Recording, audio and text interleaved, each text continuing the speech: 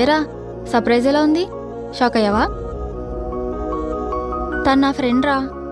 మరి ఎప్పుడు చెప్పలేదు? ఒకరోజు మూవీకి వస్తానని హ్యాండ్ ఇచ్చావుగా, అప్పుడు వచ్చింది తనే.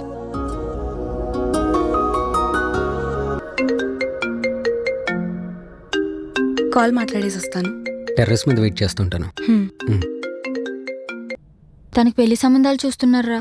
ఫిక్స్ అయితే అంతే. ఇంకా చెప్పాలనుకున్న చెప్పే, ఇదే లాస్ట్ ఛాన్స్.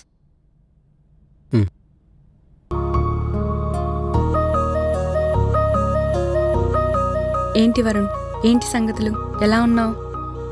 నువ్వెలా ఉన్నావో కానీ నేను మాత్రం నేనుగా లేని కీర్తి. ఆ రోజు నువ్వు వదిలేసి వెళ్ళిన క్షణం నుంచి ఏదో తెలియని ఆల్జడి పేరే బాధ అని తెలిసింది.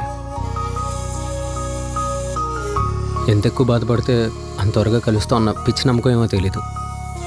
నువ్వు లేనప్పుడు అలా ఉండడమే నీ మీద ప్రేమేమో.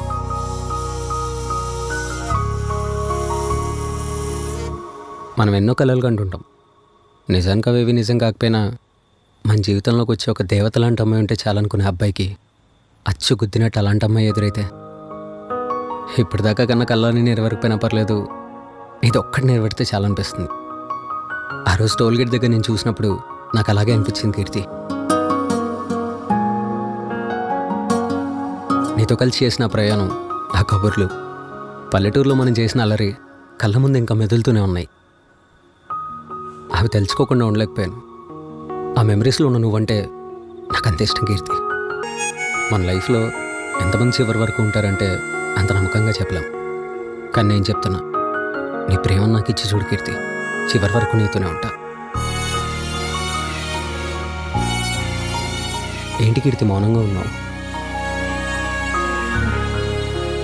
నీ మనసులోనూ నా మనసులోనూ ఒకే ఫీలింగ్ ఉన్నప్పుడు మనకి నచ్చిన వాళ్ళు మన మనసులో మాట చెప్తుంటే అది విని హ్యాపీగా ఫీల్ అవడం తప్ప ఇంకేం చేయగలం వరుణ్?